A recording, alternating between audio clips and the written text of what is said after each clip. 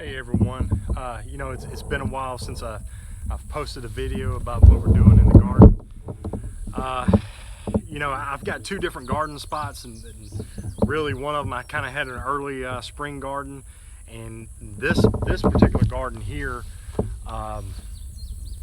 is, you know, we still got it going. It's kind of petering out a little bit. You'll see the okra, what it is getting really hot.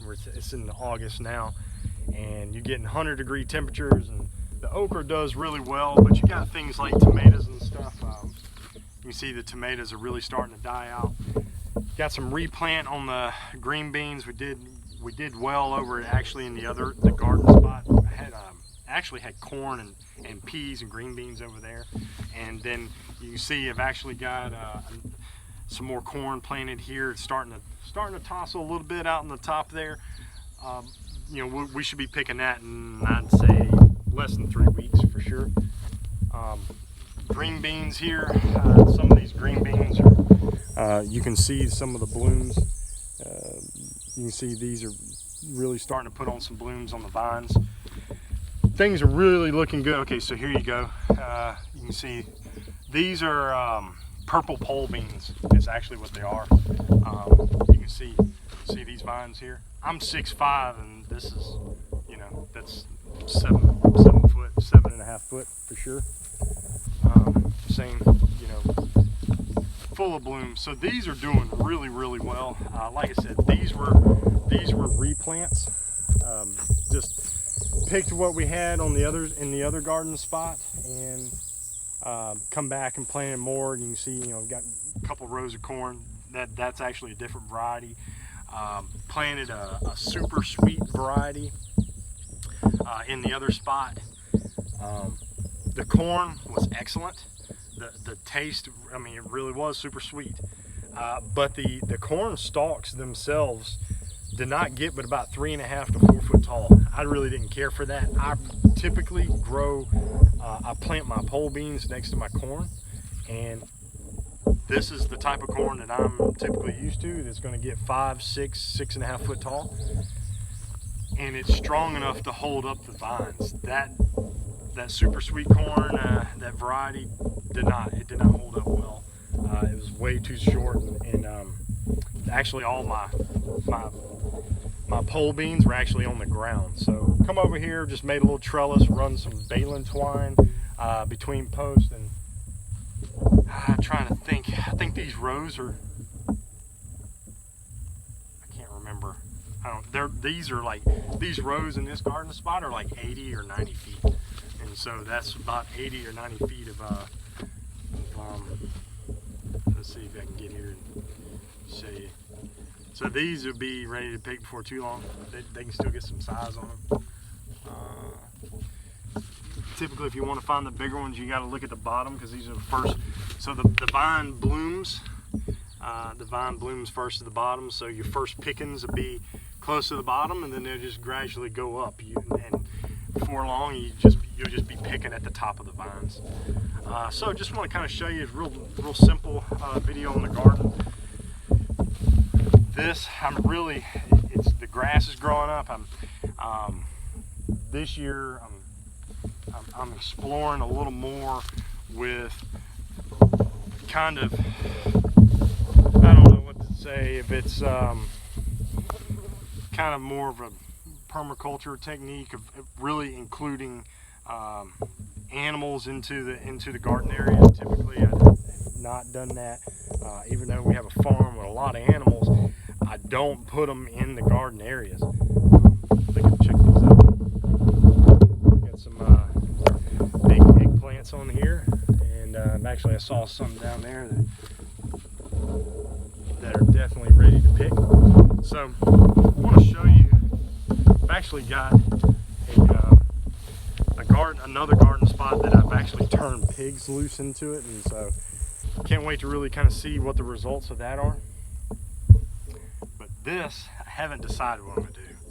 I don't know if I'm going to move the pigs from that garden spot over to this garden spot, but I don't know yet. So I'm going to figure something out. But right now I'm really thinking I've got a fence around it. I have a fence to keep chickens out and help keep the deer out of here. I mean, it is right next to my house. But I'm really thinking about putting some chickens on the inside here, to be honest with you. I really am. I'm thinking about putting chickens on the inside. There's a lot of that stuff starting to seed out. I'd love for the chickens to really pick up that seed for me, because a lot of that's grass seed and I don't really want it in there. Last year I tried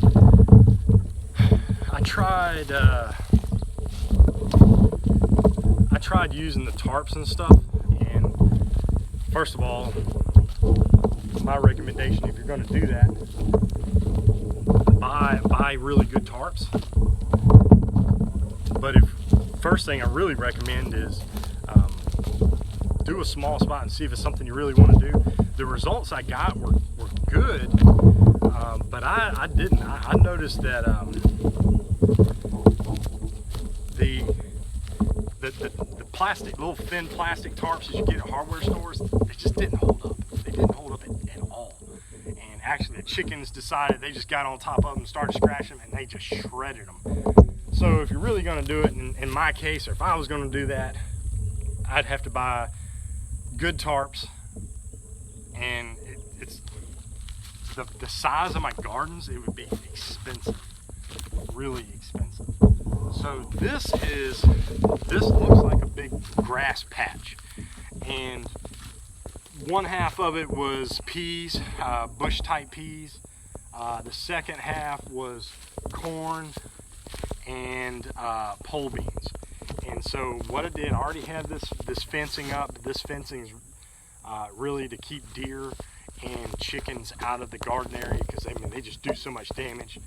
Even rabbits. I've gotten to the point now where I've trapped enough around here that I now have rabbits, and the rabbits are finding their way into the garden. But typically what I do, you see a little, you'll find where the rabbits go in and out, and what it is, they make a little clean spot where they go under the fence, and you can take a big stick or something like that and kind of shove it down there, and it's not that hard to keep them out, especially with this type of fencing. But what I really have going on here is this fence is not really, I mean, it was not intended to keep pigs in. So I went, I'm actually recycling some electric fence materials. And so I bought this. This is solar powered. It runs off a little 6-volt battery. But as far as the rebar, the aluminum wire, the wire hold, or you know, the insulators that go on the post and all that, we already had that. We used to grow large watermelon fields, and electric fences were a must around watermelon fields, because raccoons, deer, coyotes, wild hogs, anything like that would just completely wipe you out. Like, you will never pick a watermelon out of a watermelon field that is ripe, that doesn't have a hole about this big, and it's made by a raccoon. A raccoon will go in there and they will clean the entire watermelon out through a hole this big. It's amazing. And they know exactly which ones are ripe. You can go to the ones that they've been to. Those are the ripe ones. But actually, I'm using this. I set up this electric fence. Both of them, I got 2 wires that are low to the ground. You can see first one is probably 6 inches off the ground. Next one is I don't know, 10 or 11 inches off the ground, 12 inches off the ground. Right now, these little pigs, I mean, they're I don't even know where they are. I mean, they're just I'm gonna tell you right the truth, they're in heaven out here. Bought 3 pigs off of a guy I knew. He's raising Berkshire pigs, and so I'd actually bought some cattle from the guy. Found out that he was raising pigs, so that's kind of what sparked this. And I said, well, if I get interested in buying it, I'll call this guy back and buy some pigs from him. Well, I bought them 6 weeks of age. They were basically weaned. I mean, they were weaned that day. So they were with a sow when I brought them home. Basically, I was weaning them. I put them into a part of a chicken coop. Basically, I had another section off area where I had kept some birds before. It was a great place to keep the little small piglets. because they were 20 pounds, you know, 25 pounds. They were pretty small. But so far, they've been in here a week, 2 weeks, not really sure. So I'm gonna provide updates and see. And so basically what I'm gonna do right now is I'm gonna get some video of kind of see the size of these pigs and let you see kind of what the garden's looking like. I did not go in here and cut everything, and everything was just like it was. I mean, the grass wound up growing up before I got the pigs in there. But the intention of this is, as these pigs get bigger, they're gonna impact the ground, and I want them to clean. I want them to plow everything under, and hopefully before too long they get enough size on them that they can actually do that, and we can get the result that we're really looking for. So stick around. I'll be providing updates. Pretty much going to be keeping these pigs till, I don't know, 5-6 months. And so I've actually got different areas that I'm going to move them to. So particularly, I've got a pond area that has a leak in it. It's never had cattle around it, so it doesn't hold water real well. So I'm thinking about using these pigs. Following Joel Salatin, you know, he claims that pigs can get trained to the electric fence, which I do believe. You can train, you know, you can train cattle. Pigs are smart, so I do believe that's a true statement. And so once they get trained to this electric fence, they get some size on them. Because see, right now they still have the protection of the larger fence. When I move them to the pond area, they're going to be surrounded by wooded acreage, and they will not have direct protection from coyotes. So they really need to have some size on them. I would recommend probably 80 to 100 pounds. I mean, you want something that can kind of fend off a coyote, and you know, and I don't think the coyote would really be too aggressive in that situation. But at the same time, you know, you really don't want to take any risks there. All right, well, thanks for tuning in.